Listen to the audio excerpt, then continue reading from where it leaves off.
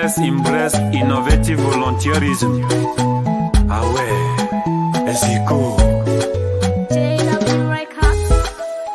Rise up, you and me are the solutions to these challenges. Oh yeah. Rise up. Welcome to the Mindset Sport.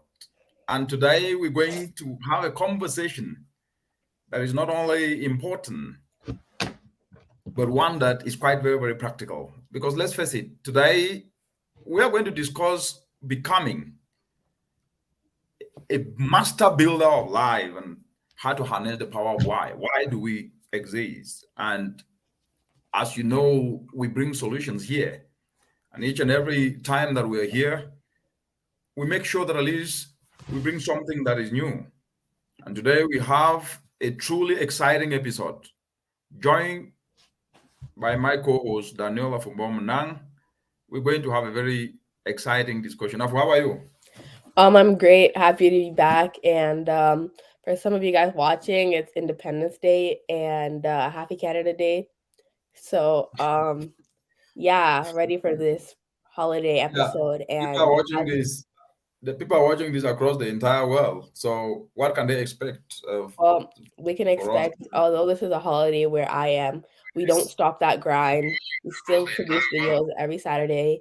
And that should be motivation for you to keep on going and keep calm, live, laugh, love, and most importantly, watch the Mindset Sport every Saturday.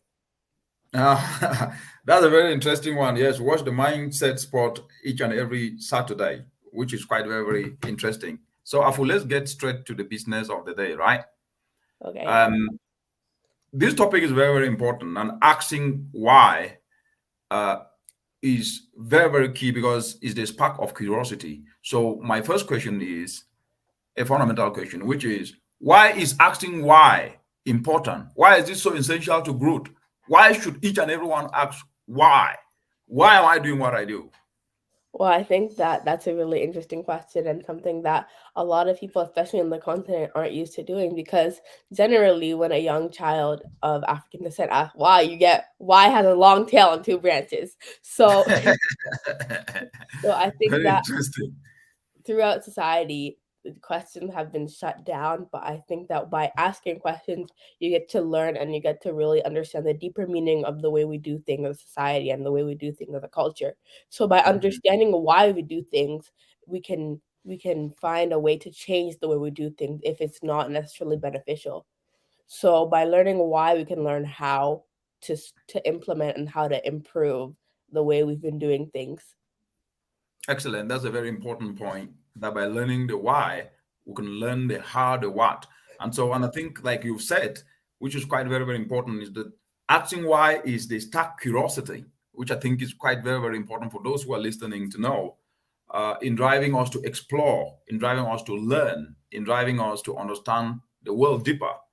And it enables us to challenge the status quo because why is this way? And like you rightly say, inspiring new ideas and innovation is key. And that is why each and everyone needs to be able to understand. And it is this constant inquiry that fuels our evolution as individuals. And I think this takes me now to the second aspect, which I think, what do you think when you look at curiosity and the world around us? So let's discuss the external aspect of curiosity. How does asking why help us understand and impact the world or impact the community in which we are? We look across Africa. There are a lot of people, they complain. Of course, for right reasons, there's no water, no accessible clean drinking water, right? There are no services that are efficient, bureaucracies and all those sort of things. There is ecological degradation. There are drought, there are floods, right? Climate change causing crop failures and all that. We need solutions. How does asking why help us drive solutions? Well, I think that when we ask why, for example, regarding water, why does my community not have access to clean drinking water, but a community in another place does? So I think by asking why and comparing and contrasting, it allows us to see what other communities are doing and what we can do to aspire to be like them, or if we're the change makers, we're the trailblazers, then we can ask why don't they have it, and then come up with solutions to help other communities have it. So I think by asking why, we're able to thoroughly, like, critically analyze the differences between communities across the world and across the continent, so that we can strive to have equity regarding, like, human rights such as, like, water and access to shelter, habitats, and stuff like that. Excellent. Good points. And I think when you look at this from a very practical perspective, when the why is asked, then the how becomes important. Why don't we have water? How can we get that water? Why do we always have flooding? When plastic waste is clogging our runways, how can we remove it? How can we start to turn plastic waste into alternatives that can actually help us to develop pavement tiles, to replace blocks, and ensure that at least we can turn waste into opportunities, into fuel briquettes to replace charcoal. So what you said is very, very important. And I think the why, asking why and how it can help us understand and impact the world by questioning the world around us, by questioning our communities, what is in our communities. We can see beyond what's given and actually delve into what could be. So every innovation, every advancement has stemmed from someone asking, why does this work this way and can it be better? And I think one of the things that we see, and I think that's the next point I'm getting to, is that the why is usually asked. But I think the second aspect of how can it be done and what role do I play in it is where there is the missing link. So why does this work this way? And can it be better? And can I play a part in that to be better? Because then it helps us spot opportunities and gaps, which could be the seed of the next big idea. So my point is, why do many ask the why, but they don't then immerse themselves in how to make it better? What do you think is holding them back? So I think the reason why a lot of people don't, although they ask why, but then they don't do anything about it, because it takes more than just asking to make a solution. And a lot of people don't really want to do all of that, because realistically, being a solution provider isn't easy. Never has been, never will be. And a lot of people are just repelled by that, deterred by that. And that's okay. Well, no, it's not. It's not okay. But it's okay to think like that. But what importantly, it's not okay to actually act on that. It's okay to understand that something is difficult, but it's not okay to not do it solely because it's difficult. And I think that that's a lot of the reason why people don't tend to be solution providers, although they know there's a problem and although they know possible solutions. And a lot of people just don't know where to start because some communities aren't supportive and asking why this, why that. And a lot of communities also think like, if it's not broken, don't fix it. But although getting water from the well, there's nothing wrong with that, but it's not as efficient if you had clean water running through your sink. So I think that many more people just need to be accustomed. Like, a lot of people are, normalizing abnormality, but we need to learn how to shift away from that and realize that just because we've been doing it for so long doesn't mean that it is something we should continue to do when there's new technology and new ways to effectively and efficiently do something. Absolutely. Let's take a break, and when we come back, we're going to dig into why normalizing abnormality is costing progress and at the same time retrogressing many people. We'll be right back. Welcome to the Mindset Sport, where we turn challenges into opportunities. We believe in the power of young minds to transform the world. From addressing the climate crisis to creating job opportunities, we are committed to driving mindset change. It's not just a show, it's a transformational space, a space that inspires you to believe in yourself. Join us on the Mindset Sport and be the change you want to see in the world. Join us on the Mindset Sport and be the change you want to see in the world. If you are joining in, you are on the Mindset Sport, and today we are discussing with my co-host Daniel Afumbom Munang, discussing the topic, becoming a master builder of life, how do we harness the power of why? Why do you do what you do? Do you question? And then when you question, do you become part of the solution? Because just before we went on break, that was what we were discussing. And together with the Fumbon, what we're showcasing here is that when you question, when you ask why, it sparks curiosity. It drives us to explore, learn. It helps us to understand where we are, our communities, our society, our countries, our continent, and the world. And it enables us to challenge the status quo, inspiring new ideas and innovations. And at the same time, that constant inquiry fuels our evolution as human beings. But before we went on break, what we're discussing here is that by questioning why, asking why, it helps us to move forward, because questioning why things are done the way they are, where we are, not blame game and complaining. What Afu said was, we normalize abnormality by questioning and not being part of making things better. And then we lose opportunities, because by questioning and being part of how to make, what is the problem? Lack of water, right? Lack of accessible clean water, lack of accessible clean cooking solutions like fuel briquettes or biogas to replace charcoal. By asking and being part of the solution, it helps us spot opportunities and gaps, which could be the seed of the next big idea. So, Afu, why is abnormality of complaining and blame game and people shying away from taking part in solutions, why have they made it the norm? I think that it's become the norm because so many people are doing it. And a lot of people don't seem to think out of the box in the perspective that you don't have to complain in order to get your point across. And I believe that because of this mentality of everybody just complaining and all of that, it's kind of regressed the progress of the continent. Because realistically, if people spend all the time complaining into thinking about solutions, we'd probably have flying cars by now. And yeah.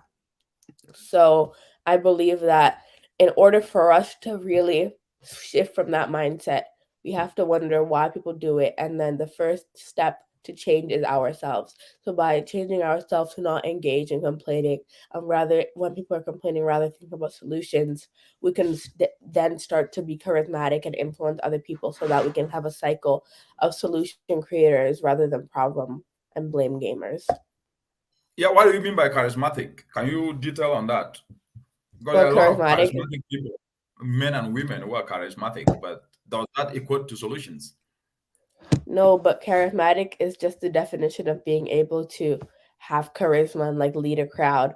But I feel like a lot of people have charisma in the wrong way, in terms How of wrong? being able to influence a crowd but not to do the right things. But by having discernment and having like a positive charisma, I think that many more people would be able to move towards a solution pathway from seeing live examples. Because realistically, when you look at the solution providers, you're only seeing billionaires, all of those people.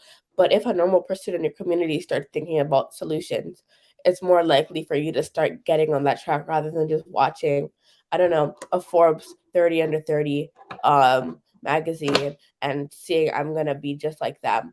But there's less motivation than to be like someone like your next door neighbor or your sister, or your brother. So I think that by being charismatic in a positive way, you can attract many more people in your community, because people like to learn by example. So if you're a living, breathing example in your community, many more people are going to be like, okay, this is possible. If this person can do it, so can I. Absolutely. I think there are comments from Nation here from LinkedIn. I think they're not popping up on the screen, but I can see them here. He said, those who have a why to live can deal with almost anything. Nation Adero, thanks for joining in. Then he also said that, again, bad habits have instant gratification as short-term rewards, hence easier to indulge in than the more demanding discipline that creates long-term rewards. What do you say to Nation? Yeah, I agree with what he said.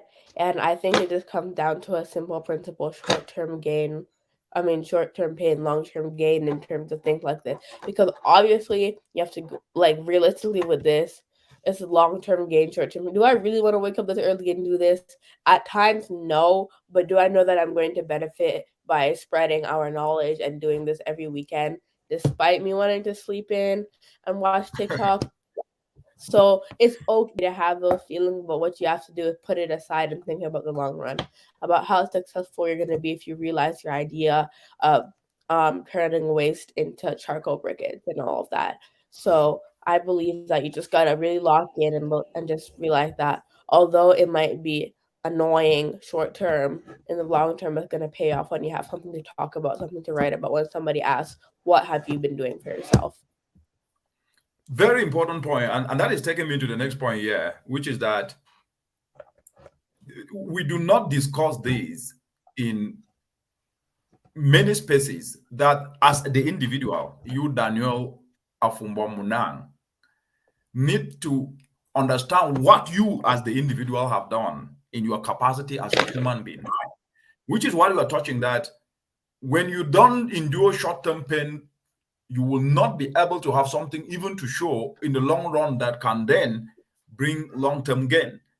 And I think in communicating this, we've been missing this as a global community and as an African continent, that when you do not voluntarily volunteer yourself to start doing something using what you have, not what you wish to have, then you miss an opportunity as an individual to say, this is what I have done as an individual. And I think that's a very important point that you have brought up. And now that takes me to this point, which is we're going at looking inwards of why, which is now shifting focus. How can the question why help us understand ourselves better?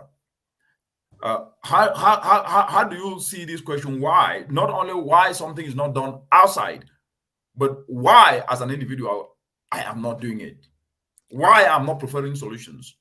Why an individual is, instead of talking solutions, talk gossip, talk complaining, dissuade one another? How do you think we can then be able to ensure that the question of why is instead focused on ourselves? So simply shifting focus, how can the question why help us understand ourselves better? I think the question why is a really good way to self-evaluate and self-reflect, because, for example, I think that, like, if you're just, for example, like the example of school, if you're just failing and failing and failing and everyone else seems to be doing well, you can self-reflect and be like, why aren't my friends getting 90s, but then I can barely get a 60? And I think that by understanding where you went wrong, that's the step where you can turn and mitigate those effects and reverse that, so that you can be doing right. So, like, once you learn that, oh, the reason why I wasn't doing well in school because I wasn't studying, now that you know that you weren't doing that, let it go and then begin to start studying so that you can achieve your goals and then switch your mindset. But however, if you evaluate and find nothing wrong, because even if everything going right, there's still always going to be things you can work on. And if you don't find that, then you're not going to be able to improve it. If you're not going to be able to improve, you're going to be in the same spot, which nobody really wants to remain in the same spot for the rest of their lives. So I think that by harnessing the power of why and asking why, you're able to build yourself to a place where you'll be happy. And then from then you can start building others, because without asking why, you're not going to be able to be self-aware and be able to regulate yourself to be the best version. Very important and well said. Turning our curiosity inward helps us to explore our thoughts, to explore our emotions and reactions, and it enables us to uncover, like you've said, our strengths and weaknesses, and understand our dreams and fears, which in turn can guide us to grow personally and professionally. Thank you very much for that, Afu. Let's take a short break, and then when we come back, you as the host will have to take over. In a world full of challenges, it's easy to see obstacles, but here on the Mindset Spot, we see opportunities. Each week, we bring ideas that transform these challenges into opportunities for a better world, empowering the youth and the young at heart to think right, to do right, and increase a sustainable future. Welcome to the Mindset Spot. Believe in yourself and transform the world.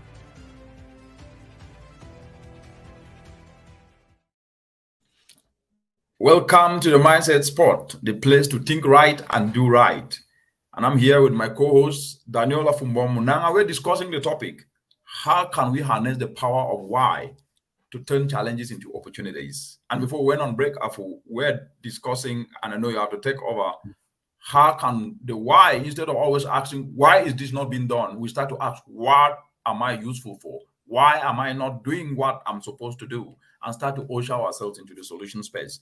And it was quite very clear from the perspective that we were providing that we need to start asking ourselves, what am I doing? How do we turn curiosity inwards? Because by doing that, it helps us to explore our thoughts, our emotions, and our reactions, and enable us to uncover our strengths and weaknesses. And that is very, very important, because as the world evolves, we must evolve with it as well.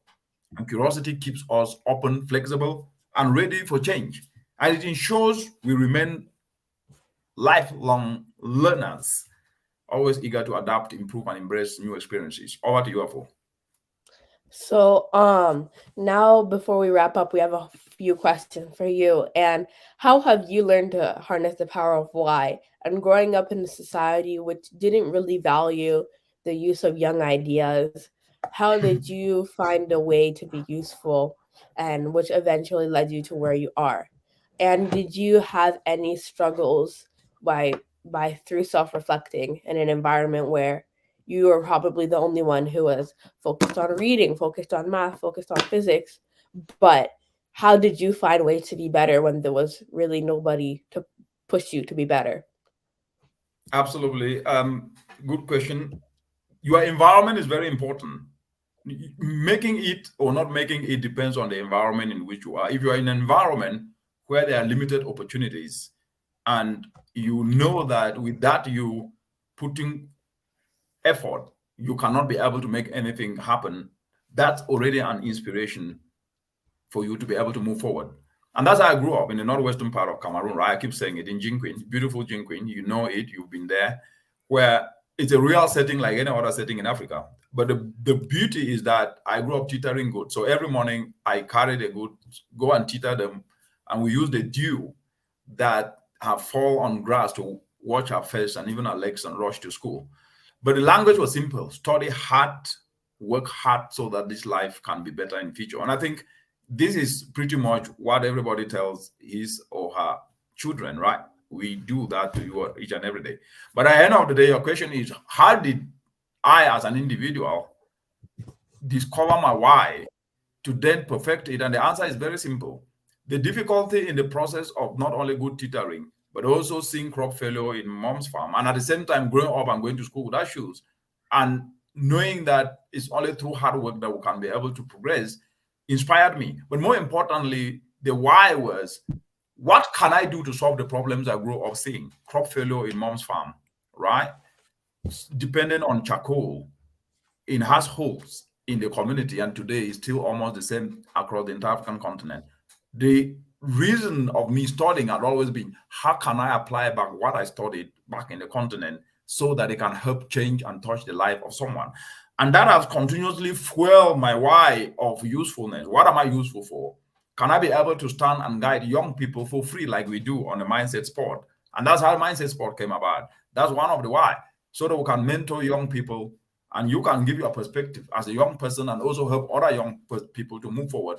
And so as I continuously noticed that there was not enough information and enough advice that is given to young people across the world, to people in communities across Africa, I became more passionate, and my why became even more and more curiosity for me to take my why to the next level, because I'm seeing that others are not doing it, then fueled me to then not only become the voice on what needs to be done, especially leveraging environmental solutions to reduce unclean cooking like charcoal, and focus on fuel briquettes, and focus on biogas, and reduce post-harvest losses, because crop growth is one dimension, production is one dimension, but post-harvest losses because they do not have simple climate action solutions like solar dryer to push all those things. And that is as a result of my why.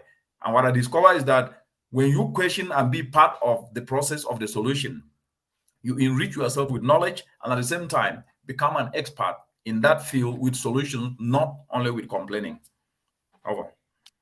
Excellent answer. And I think that a lot of people are going to take with that, because many people are in an environment where they feel like many people don't care. And you're in an environment where people don't really care. But by hearing this story, many people are going to believe that they too can do it if they put their mind to it. And Right. before we go, we have a question that I'm sure a lot of people have been thinking. So, what does it necessarily mean to become a master builder of life? Is there a certain point you have to reach? Is there a certain following? Do you have to have a mindset spot show like this? Like, what realistically is the meaning of becoming a master builder of life? Because even I'd want to know. Like, what? Yeah, before we get to that, I think for some reason, I think it's because of technical hitches, the LinkedIn posts are not coming in. Savina, who is the UN resident coordinator, and you're a big fan of who in Gabon, said bravo, Daniel, and clap for you. Thank you very much for joining in, Savina. Thank you. Daniel, you've been applauded by her. She's a big fan of our work and of what you say. I think Nation Adero have said, Afu, that thank Dr. Muna. And remember, I still have a copy of the book you were to get for your co-host. Yes, excellent. Nation said again, yeah, the bad habits. I think I read that one. Those are the comments. Yes, Afu, you can now continue with your question. Oh yeah, so what I was trying to say before our little comments. Thank you guys for watching. Keep on watching. Every Saturday, come here in the morning. Well, I don't know what time it is where you guys are, but come here, watch this, get some nuggets of information. But back to the question.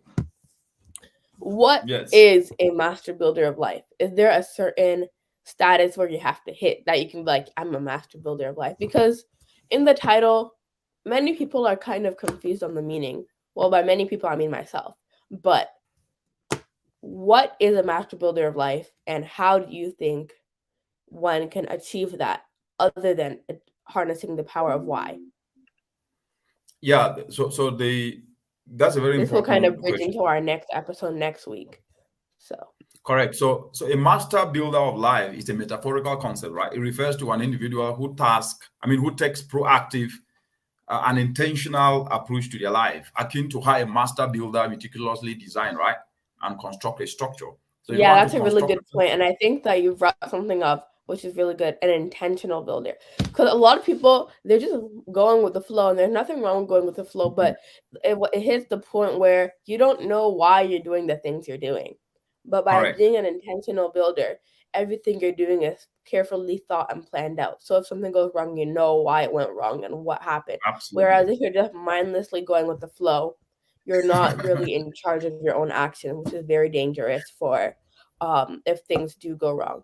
But there's nothing wrong with necessarily starting by going with the flow, but you need to have a sense of direction and a sense of discernment, because you may end up in a place you don't want to be by solely going with the flow.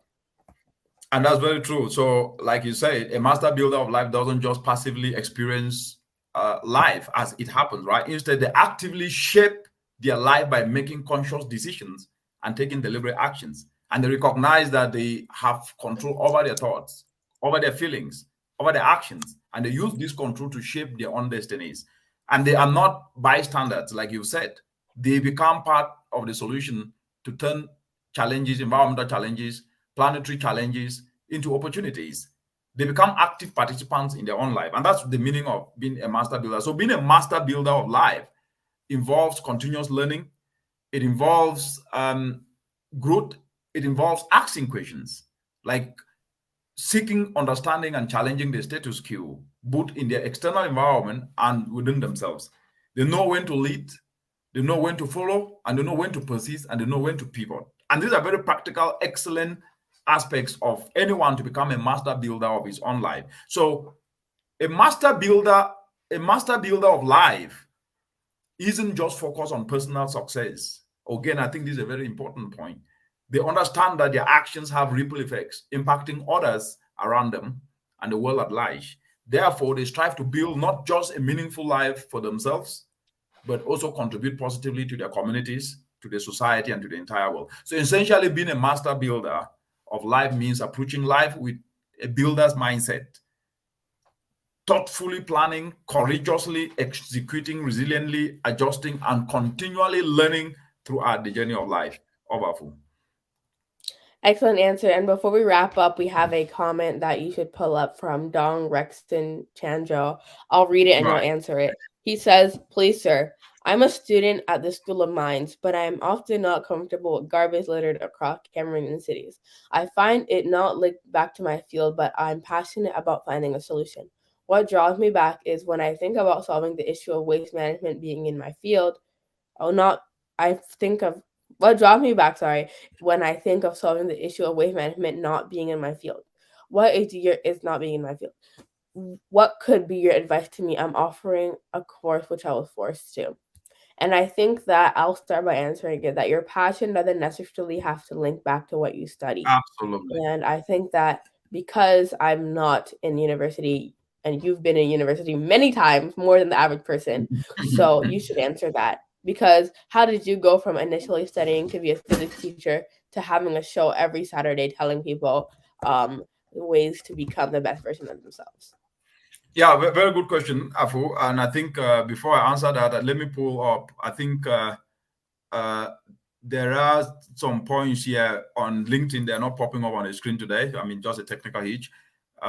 Iya Saserut Inyaba said, I would like to know how one can get a people take conscious decision and deliberate action. Probably you can cover this in one of your sessions.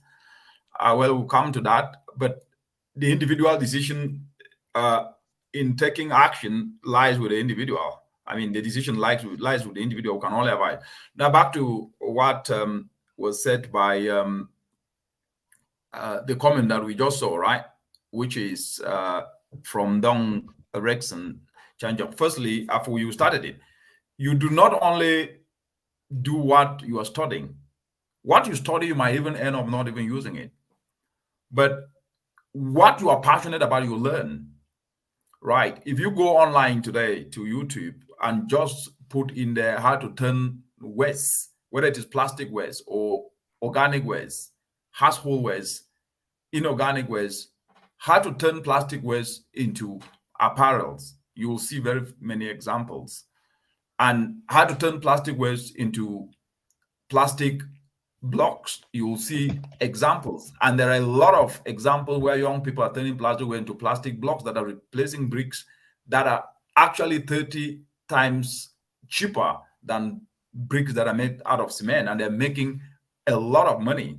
If you look at how to turn agricultural waste into biofertilizer, you'll see so many examples, and you study it. This is not going to be taught in the classroom. I can actually tell you that one of the things that I've noticed, and I'm driving it in every space that I take, is that climate action solutions in the continent are not necessarily taught in school. They will be taught by the individuals. And that is why practical examples of turning agricultural waste into fuel briquettes to replace charcoal that can reduce indoor pollution and save the lives of the over 700,000 Africans who die each and every year have to then be done leveraging on what I call innovative volunteerism. And this is a very simple concept that we have been driving across the continent, that as an individual, you do not need to have what you wish to have to start, but you need to start with what you have, which is yourself, by voluntarily volunteering yourself to learn a skill, to retool your skill, and learn how to turn agricultural waste into fuel briquettes. And that you will not only become a skillful person and an authority in that area, but you'll be helping solve a community problem that will potentially become a business for you. The same with agricultural waste to biogas, the same with plastic waste to pavement tiles, plastic waste waste to apparels. And there are a lot of young people who are doing that. So you can then be able to just check on YouTube and you will see some of this practical work that we are pushing across the continent. But to answer your question is, if you are passionate about waste that you see, read about it, learn about it, and actually read the latest report that was released by the United Nations Environment Programme in June, which is turning off the tap. And you will notice that the practical steps of reducing, especially plastic waste, so that it doesn't end up in our oceans, is to reuse it, reorient it, recycle it, and there will be a lot of opportunity that will tap into 3.2 trillion US dollars. So the point at the start, as I said, is become passionate, learn what you are passionate about, and start doing it, not only waiting for it to be taught in school, but all the material is actually out there. Thank you very much. Yes, over to you, Fu. We have about 6 or so minutes to start rounding up. Well, before we round up, I have one last question, and I think that many people are also thinking it. why is it so easy to really say why? It's very easy, but why don't people do it? There was a bunch of whys in that question, but why don't people do it? And also, a lot of people in African communities, I feel like ageism is also at play. So when they question why, they're often dismissed. Were you ever dismissed growing up by asking why? And why do you think that's more common than in Western communities? Yeah, thank you, Afu. I think before I answer that, let me answer this from Ruth, where she asked that I would like to know how one can get a person take conscious decision and deliberate actions. Probably you can cover this one. Or anyway, the truth is that the decision-making aspect boils down to the individual, right? You can't force people to listen to you. And even if they listen, you can't force them to take that action. What does that mean? It means that the individual must actually be willing to be able to partake in the solution or to execute a solution or an idea that has been offered or taught to that person. And that is why this discussion of why is important. Each and every one of us need to ask the question, what am I useful for? And why do I exist to do? Once you discover and ask that question and find out what you are supposed to do and why you should do it, you do it to touch other people's lives positively. You do it to solve a problem in the community. You do it so that opportunities can be created for others. If we have that mindset and start from why am I doing it? And the answer is to touch other people's life positively, to solve a problem in the community, then each and every one of us become useful solution providers to communities. But that is, we always start with the what, and the what is to be done. We put the blame on someone else. How will it be done? We put the blame on someone. It will be done by X. How will it be done? It will be done by them. And then we start using the word them, excluding ourselves from the process, and end up becoming complainers in chief and not solution providers in chief. So that is it. Then your question, Afu, is, have I ever witnessed or come to a situation where I asked why and then I was shot down? Is that? Yeah. Of course. The why will be shot down. First of all, remember, ideation is not necessarily, the structure of growing up was not one in which everybody was listened to, especially if you are a younger generation. And therefore, sometimes why is this done this way is never even listened to. And that is why we are reshaping that narrative here today, that harnessing the power of why, there is legitimacy in asking why, but there is illegitimacy in not participating in giving a solution or participating in the solutions process. And therefore, when one asks why, he should be ready to propose solutions of how what is happening is wrong and the solutions that should be put in place and how he or she can contribute to those solutions. And complaining is not a solution. Noise making is not a solution. Blame game is not a solution. A solution takes people forward, not backwards. And talking alone without providing solutions in that talk, but more blame game, retrogresses. Over. Excellent answer. And as we round up, Leo Kiawi says, very true. Oh, Leo, how are you? That's Anchang. Yeah, I think that's Anchang, how are you? Now. Yeah, thank you for joining in, Anchang.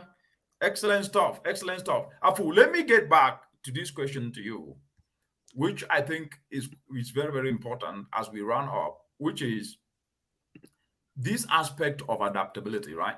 Let's discuss how curiosity contributes to this aspect of adaptability. But what I want to look at it from this perspective. How does asking why contribute to creating ideas and experiences? I would like to get your take on that. Well, I think by asking why, if you get shut down, that also builds character because now you're used to the sense of rejection. And if you get shut down, for example, by your parents or like by someone in your community, let's say you apply for a job and you get rejected, it's not like a shock. It's not like a shock and you kind of get like an experience of like the real world. But if you are accepted, that also demonstrates that your ideas are being heard so that in the real world, you can also move that on by hearing other people's ideas and in return yours will be heard. So I think that by asking why, it builds character because if you get shut down, you learn resilience, you learn determination. And if you don't get shut down, then you also learn like you gain experience by being able to showcase your ideas in that. So it's really a win-win situation when you ask why, because there's nothing really you can lose other than just not getting the answer. And if you don't get the answer from one source, I'm sure you'll find it another way. So that's very, very beautifully said, because what you are saying is that when we consistently ask why, we are continuously questioning, learning, and creating, which is very, very important. And the key words here are learning and creating. Questioning is one aspect. Learning from what the feedback is another. And you yourself creating solutions to answer the why, it's important. And it is not just about physical creations, but also about conceptualizing ideas. Because I know that a lot of people always ask, where has it worked? No, it must not work somewhere. Create something to work so that you can also use it to say it works. So conceptualizing ideas, nurturing relationships, crafting memorable experiences, it's essential about creating our life's journey and shaping the world we live in. And every challenge will be turned into opportunity. As we round up, what's your final word? Thanks for watching. Come back next Saturday to see more. Lock in, live, laugh, love, and keep calm and keep on watching the Mindset Spot. Bye, guys. Excellent, Apu. To all the viewers, thank you so much for tuning in. What a wonderful journey it has been today, exploring the power of why. Thank you, Daniel, being the co-host. It's been really great. And of course, remember, all of you who are listening in today, to harness the power of why and become a master builder of life. Until next time, stay curious, and we'll see you next week. Bye-bye for now. Welcome to the Mindset Spot, where we turn challenges into opportunities. We believe in the power of young minds to transform the world.